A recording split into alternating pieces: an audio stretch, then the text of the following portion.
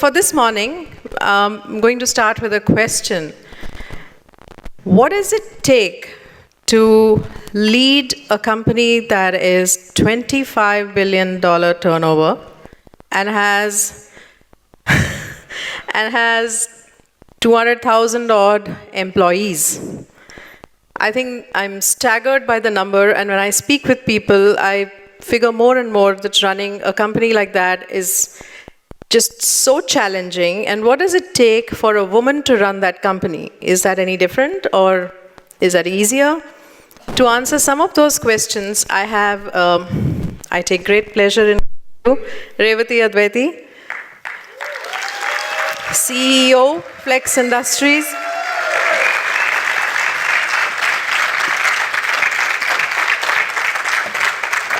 Here's Revathi, my dear friend. I just want to read out something to you which is very apt for her. In the company of women like this, sharp-edged like raw diamonds, but with soft hands and hearts, not strong in spite of anything, but powerful because of everything, I feel invincible. Over to you, Revathi. Thank you. Thanks, Suki. Somehow this presentation is supposed to come up here. There we go. Thank you. Okay, I have to start by saying that the most important thing here is to thank Suki, my friend of many years. I won't date ourselves, but 30 plus years, for the passion, the personal commitment, the hours of time that you have put into an event like this, and what a fabulous job you have done so far. So thank you, Suki. And then my personal gratitude to all the organizers who put in work like this, volunteer time and effort on their own free time. That is amazing to make time for your alumni. And so to the professors who are here, you have a powerful association like we just talked, your alumni association, and hopefully you can leverage them as we move forward. So before I start, I want to just say thanks for having me, Suki, here. And what I was going to talk about today is what it feels like to lead a large organization. And I have just been in this role as the CEO of this company for a year. I started exactly February last year, so it's just been a year. And I thought I'll just quickly take you through my journey of leading this company, of how I came in 12 months ago and some of the decisions we have made, and how those decisions have been evaluated, how you try to change a culture, and what that story looks like. And that's what I was going to talk about. So I'm not going to speak for too long, and hopefully this will be a 15, 20-minute conversation. And in the middle, I will talk about something I'm very passionate about, which is what it means to be a woman in the workforce today, and particularly a woman in a leadership role, and what that takes for us and for the rest of our gender across the world. So I'll start off with a quick plug on the company that I get to lead. I have the honor and pleasure of leading. Flex is a $26 billion company, somewhere in the range of 175 to 200,000 employees based on how the revenue is going, so it moves up and down quite a bit. All across the world. Our big bases tend to be in China, Southeast Asia, India, Eastern Europe, parts of North America. So pretty much across the world is how we are spread out. So it's nice because you get to have a very globally diverse workforce, which is also very interesting and has its own challenges. And of course, I think what's interesting is just the fact that we are a manufacturing company at the end of the day. We make things. So think of something, we probably make it. And I'm always surprised every day to learn about the things we make. Everything from vacuum cleaners to phones to very complex automotive parts to blood glucose meters to hair straighteners, to all the women here who love the hair straighteners. So think of something and we make it. We're a contract manufacturing company and that's what we do. So that's the company I get to lead. Last year I started as a CEO of this company and went through a personal journey of trying to figure out what does it mean to be a leader of a company like this, and where do you take an organization. Like most CEO transitions, my transition was not very straightforward. I came into an organization that was going through some level of change, and so it was important to reflect on what the changes were all about. What part of the changes were good, what part of the changes were not so good, and really how do you bring those two together and make a true difference that is sustainable and long-term. Now, I can't talk about how sustainable and long-term those changes are because obviously I've been in the role only for 12 months, but I can take you through the evaluation and the journey that I've gone through and how I went about approaching this role. So just in terms of the fundamentals of the business, last year at this time, when I had decided to take the job, my first step was to really think about what is the health of the business, what works well, what doesn't. Strategically, did it require a repositioning? What is the culture of the organization? Are our products and technology sound?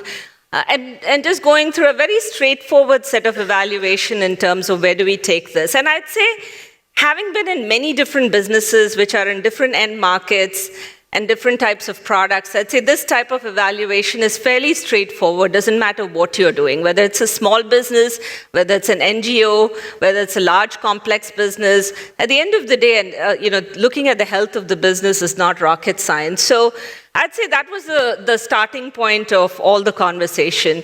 Do we have great technology? The answer to that was yes. Do we leverage that great technology all the time? The answer to that was maybe sometimes, not all the time. Do we have the competitive assessment that we require in all the verticals that we participate in? The answer was yes, but maybe we don't use it as well as we should. Then most importantly, do we have the culture and the organization capability to move forward, which is what is most near and dear to my heart. And I always tell people is that at the end of the day, a strategy is great, but you don't have the right set of people to move forward and the culture of the organization, you can never make the change that you want. And then what I realized, the big difference between being a number 2 in an organization and a number 1 in an organization was the fact that the stakeholders become a very critical part of your life. And spending the time with investors, with the board, with the communities that you're in, and with the employees was a huge part of the work that I had to undertake. And, I probably underestimated the magnitude of that when I started off because I was used to running large, complex organizations, but I spent a lot of my time with customers and employees and some level of time with investors and the board. But what had happened when I started this role was a significant amount of my time ended up being with investors and with the board. And that's where I was actually tilting most of my time towards as I started this evaluation of what we wanted as a company. And why that was important is obviously because we are a publicly traded company, which means that shareholders are important. And what they think about where we go and how we run the organization is important. And so it was really a big part of where I spent my time. But after you do that, you realize, publicly traded companies are there for a reason. We obviously are there to add value to shareholders. But to build a long-term sustainable business, the grounds of that business has to always be based on the right products for the right customers, and can you make your customers happy for the long term? And if you can do that and build a sustainable business off of that, then eventually your shareholders are going to be happy and you can drive the right long-term strategy for the company. But that's the starting point of where last year I was at this time. So my first 6 months were really spent on understanding, doing a lot of listening and learning, and really not making any major decisions in terms of where we wanted to go as an organization. And there is tremendous pressure when you start a new role like this to really come out with a new strategy as soon as possible and be able to talk about that publicly and very quickly.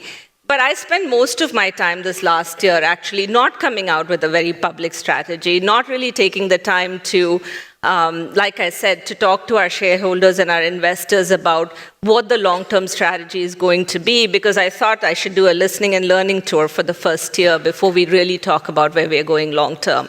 So I only started doing that after the second 6 months in my career, of my last year. And so the first 6 months, really, the health of the organization was where the assessment and the time was spent.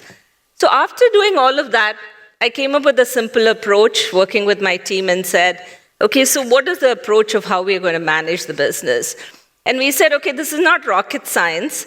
And this is what we publicly stated, what we're showing you here today. We said the first thing that we'll do, which is the most important part of our decision, is we'll make sure that we manage a complex portfolio really well, which means that we will make the right decisions about the businesses we grow and the businesses we don't grow. I'll say that's the hardest part of running any organization, is the decisions you make on which businesses you're going to grow and which you're not. I had a boss once who told me, he said, Revathi, you have only one job. And he simplified the story for me, and it was 10 years ago. He said, your job is to make the good businesses bigger and the bad businesses smaller. He said, please continue to do that, and that's all we need you to do. Now, that is saying it in a very simple way, but it is very hard to make decisions about making not good businesses smaller. Think about the personal commitment people have to certain products, certain business models that they have started. It's very hard to end businesses, much harder to start new businesses, new ideas, and new portfolio, but much harder to end things. So a big part of what we had to do is to decide what we were not going to do. So in the first half of the year, we made a big decision to say we're going to actually stop almost $2 billion of what we were doing, exit out of certain end markets, and say we were not good at doing this. And that's not a win-win strategy for us or our customers. And so it was really important to say, if you understand that you're not good at doing something, and that is not a win-win for you or your customers, it is braver to make the decision of stopping doing that than continuing doing that. That took a tremendous amount of conversation with our employees, with our customers as we made that decision. But we then made the decision, executed on it, and really focused on the parts of our business that we were great at doing.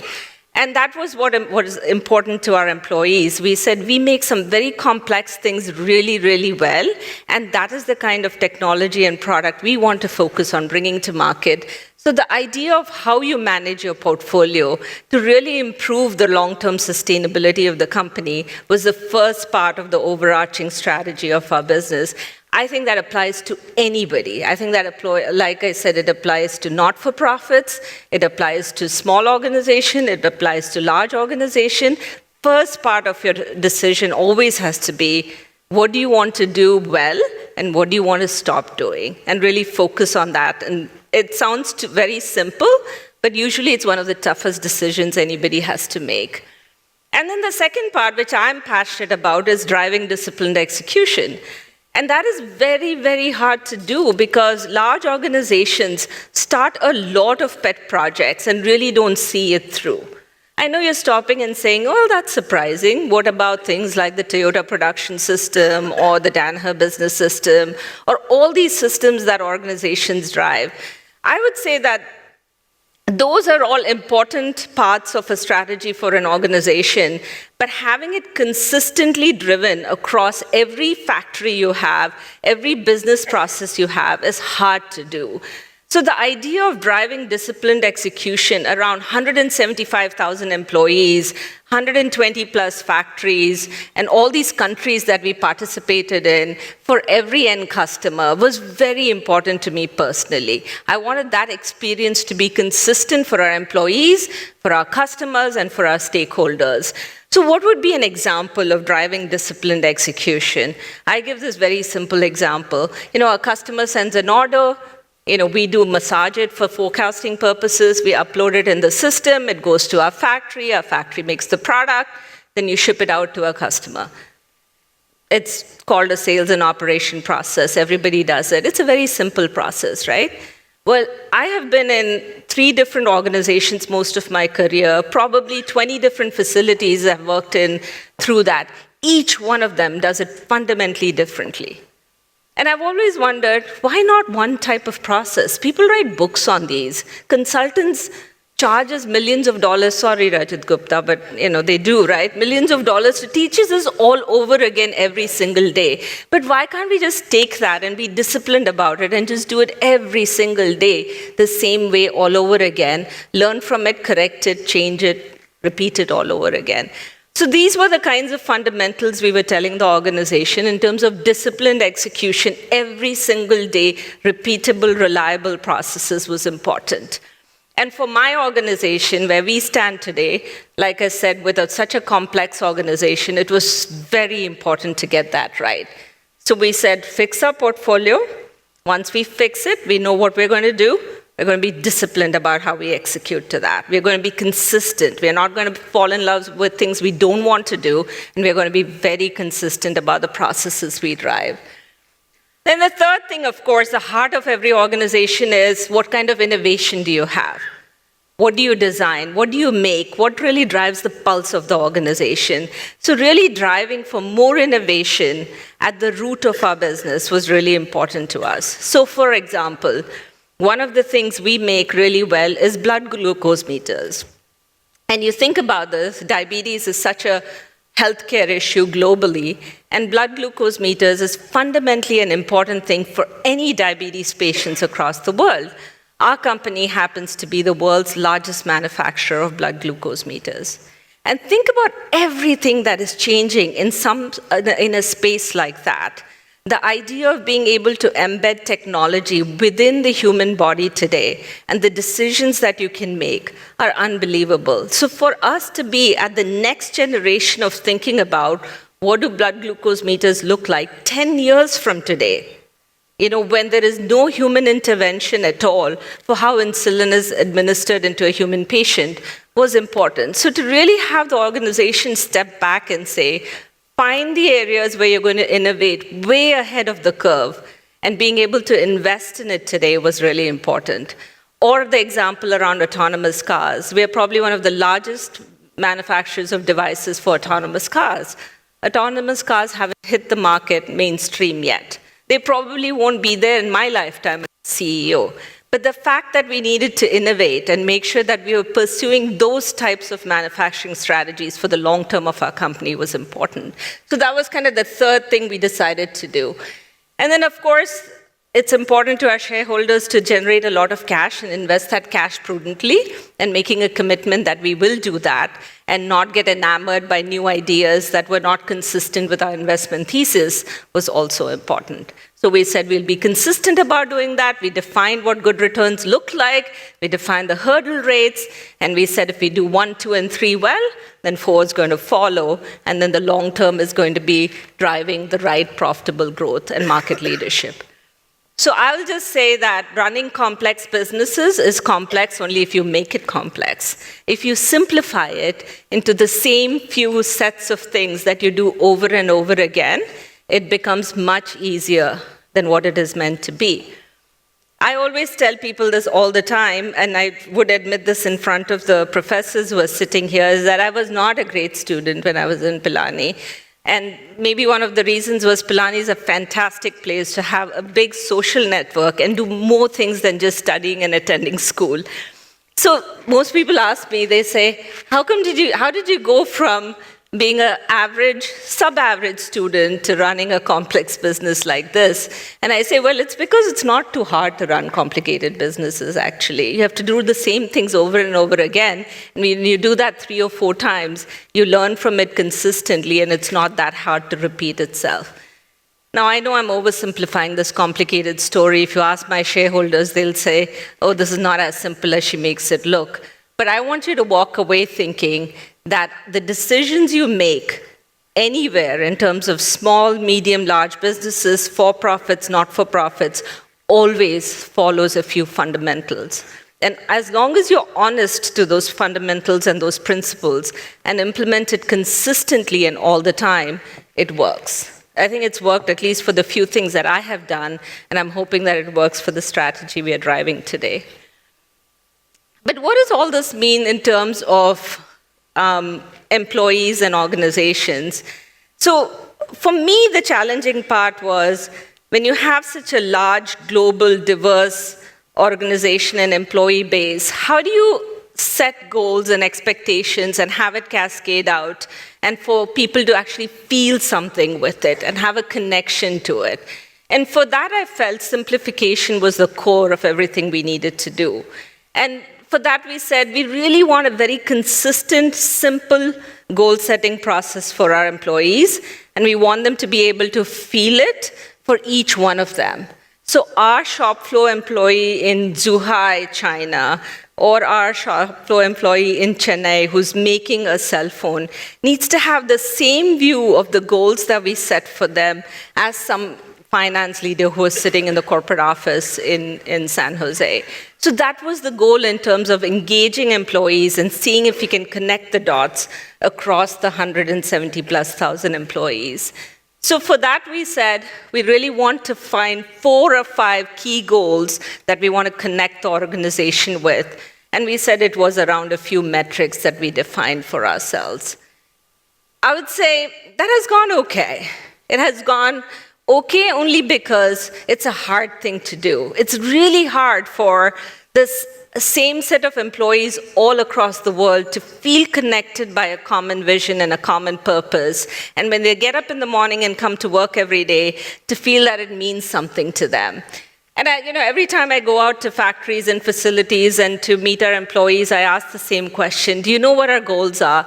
And do you get up in the morning and do you feel it when you come to work every day? And I'd say the answers are inconsistent. So there's work to be done there. And I don't know what the holy grail there is yet. I think we're still trying to figure out how do you make 170,000 employees feel connected with a common purpose.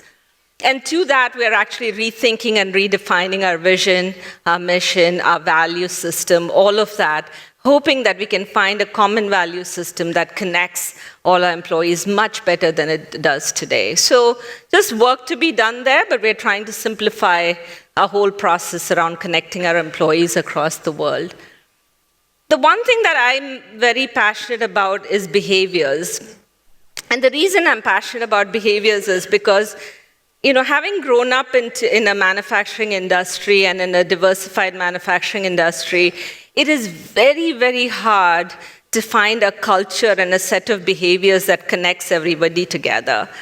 And as a woman in a leadership role, I think it's fundamentally important to me to find good behaviors that connects all of us together. Now, why as a woman, I'll say?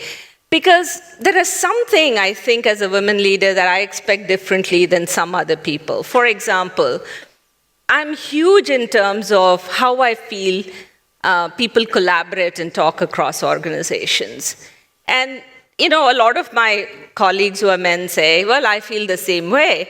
I said, yeah, you feel the same way. The difference is, for me, it fundamentally is a team is like a family. So it's like when you're running a family, it has to be a cohesive group that knows how to work together. So having the transparency, being able to point out issues openly and honestly all the time is really important to me. So finding the right behaviors that makes us work together is a huge part of what I think makes an organization work well. So when I came in, I said, let's pick out a few things that was important to our organization. So for example, transparency is one that's really important to me. And what does transparency mean? Transparency means that when you come to a meeting, you bring your full self and you say exactly what you think. Doesn't matter if it's very popular or it's not popular. You still say what you think. You don't leave the room and then say later, well, you know what, that was a really bad discussion, or I don't really support it. If you disagree with it, disagree and say it openly, and that's okay. So driving a kind of culture where that is acceptable and that is okay is very important to do. So transparency for me is fundamental in how every organization operates. And so passive-aggressive behavior is not very acceptable in the organizations I run and I lead, because I don't enjoy it at all. You make decisions, you walk away, and then you show passive-aggressive behavior in terms of changing those decisions. So driving a culture of transparency, which then drives a culture of collaboration, was very, very important. In our organization, because of the complexity of the organization, we had got used to making a lot of decisions in a very siloed mindset. So to say that let's bring people together every time you make a decision, and this is something that I have to constantly remind people, which said, Did you talk to your colleague? Was that an open, honest conversation with your colleague? And then did you make a decision together has been a core thesis of how we're trying to function as a team and as a organization. And I would say that has gone extremely well because those kinds of behaviors really start from the top of an organization.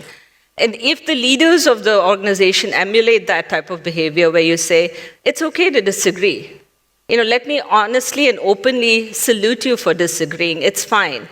I'm going to support you for being transparent, even if it wasn't a popular comment to make. If you as a leader emulate those behaviors, it starts to become a core of your organization and really brings people together. Because at the end of the day, you want to come to work every day and you want to be able to say, I spoke my mind, I had fun, I enjoyed saying what I had to say, but at the end of the day, we all made something together and it worked. That's what you want to be able to do, and you want to do it well. So that is what transparency and collaboration means. They're, motherhood and apple pie in terms of words, but done right, they could be powerful, I think, for any organization. And I think it's making a difference to how we work and how we think about moving forward. The other thing I love to talk about is creativity. And when I talk about creativity, I say it's this, right? That I think that organizations only survive if you can think and rethink and stop defending what you did yesterday, right? I'm not a huge fan of Jack Welch and his leadership style. But one thing I really appreciate about what Jack Welch did for GE is he was able to look at the decisions he made yesterday and said, you know what, that was a great decision yesterday, I'm going to redo it today. So it's important for us, particularly as I get older, I have to stop myself with this every single time, not to be wed to the things we did yesterday or the week before or last year and say, you know what, forget about that, let's redo it again. So creativity every single day in the decisions you make and rethinking it is very, very important. The part that my organization challenges me on this is to say, how do you drive creativity and disciplined execution at the same time? Why do the two work hand in hand? So it's important to understand that disciplined execution on certain principles is fundamentally important, but it doesn't mean that you don't get to rethink it and drive it again with discipline every single day. So creativity, I would say, is the core pulse of an organization. If you're going to have a long-term sustainable organization, if you cannot create and rethink your processes and have a culture that allows you to do that, I think it's going to not be sustainable for a long time. So I personally love organizations that are creative and find a new contemporary way for doing everything. And in this, we are challenged by all the young kids today, and who are always rethinking in terms of how we do things, and they're bringing new ideas. So it's important not to dismiss them off, make them part of the organization, make them part of the decision-making in a way that really challenges the norm. It's a very, very hard thing for large organizations with a huge history and heritage to do. And that's a huge part of the culture that we are trying to drive today to see, let's make that work for our organization. And I would say, again, work to be done there. So I'm going to just pause here and talk about my key takeaways here in the last year. And let me start with this, is that the most important takeaway I have learned in the last year is do not stray from your core principles of saying, I'm going to listen, I'm going to learn, I'm going to make my decision making on my core framework that I've always had. I'm not going to stray away from that. There'll be tremendous pressure from all stakeholders to go away from that core framework that you've used all through your life. And it's really important to hold it together and say, it doesn't matter what internal, external pressure I have, I'm not going to walk away from that core framework. So listening, collecting feedback, making decisions in a thoughtful way is very, very important. Doesn't matter what pressure you have to change that process. And that happens several times. Like I said, for my role where I'm the CEO of a publicly traded company, it's very important what you do every quarter when you report earnings, right? And every quarter when you report earnings, there's tremendous pressure to make sure that you're talking about something that the investors want to hear about. which is fine. But sticking to your core principles of what you want to communicate, how you want to lead the organization, is really important instead of trying to just cater to all the stakeholders around you. So that's what I have been consistent with, and I'm hoping to continue to do that through the next few years. I think it's worked so far. We'll see how far we go further with that.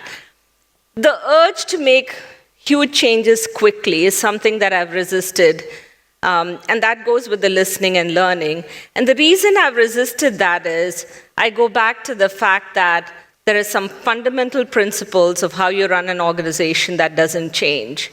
And you have to implement those fundamental principles before you make huge changes without really thinking through it. And that, again, is just the part of how I run my business, and I've always worked through all the business models I have been in. And I've stuck with that. I've said simplify, focus on the fundamentals, drive a disciplined execution, and that's really, really important to me. So that is another part of one of my big takeaways, is just stick to the fundamentals, drive the basic discipline, don't stray away from that. And then respect the culture and history of the organizations you're in, whether it's small organizations or large organizations. There is a history and there's a culture, and you have to respect that history and culture. And if you want to build on that foundation, you have to continue to bring that together. It is very easy in today's world to be very dismissive of history and the importance of the history of organizations. I think it's fundamentally really, really important to build off on the history of organizations, and I think that builds a foundation for the long term. And then, bring in the leadership team in a way that makes sense. Like I said, transparency, collaboration, working together, driving the right set of behaviors is really important. And to me, that has also been a big takeaway of sticking to those principles, making sure that your team understands that you're not going to give up on those principles to bring them together as a cohesive team is a huge part of what you do. And then, of course, to maintain your sanity is important through this. And, I maintain my sanity by staying connected with the things that are important to me outside of work also, which is my friends. They all know that I'm very active in terms of meeting them, spending time with them, and I enjoy that as much as the work that I do. So I stay connected and I stay, human and sane through the process of the people who have built me today, seeing them all the time and making sure that I do other things outside of just working that I then bring to my work life. So I think it's really important to continue to have a sense of balance and a sense of calm about the job you do, and not really let the everyday highs and lows and the emotions of the job get the better of you. And to me, that has gotten better with time, I think. If you ask my children this, they'll say, I don't see that. I think mom goes really crazy every day. But I think I've gotten better at this with each progressive day. And the way I do it is by really thinking that our journey in life is a long continuum, and you can't think of it in terms of every single day of balance. You have to think about it as a longer journey. And if that balance eventually comes together, whether it's in a week, whether it's in a month, whether it's in a year, and you have a sense of humility and sanity and really enjoy what you're doing in every single aspect of your life, I think it works. It sounds like it's much simpler than it's much more complex than what I'm saying, but I really think that it is all about what you bring to the table in terms of enjoying every single minute of the day. So if I came today to this event for 2 days, and I spent all my time thinking about my work, or what was going on with, my next week's investor call, or things like that, I think it's going to be very hard to have the same sense of balance and purpose that you can have to every part of your life. It is important to come and participate in the event 100% and put everything else behind you and then take it back to where you were. So that's how I maintain my sense of balance, and I hope it's working. I'm not sure. It's work in progress every single day, but that's my attempt in terms of trying to maintain some balance in my life. And most importantly, I walk away understanding that I have an incredible privilege. I take that with a lot of respect that, I came here to this part in my journey and my life, having stood on the shoulders of many of you. And it's important for me to remember that every single day and know that I cannot take that privilege for granted. And it's really important to build on that and find a way to give back every single day that you can. It is hard to do because obviously, you have only 24 hours in a day and you find 100 reasons why that's hard to do. But I think if you can do it in little ways, hopefully it all adds up. That incredible privilege you have been given to stand on the stage today or to do the things that you do every single day is that you find a way to give back and build on that. I would say that the journey of the last 30, 35 years, coming to this point of being the CEO of this company, has been a journey that has built up through the years and through the decades.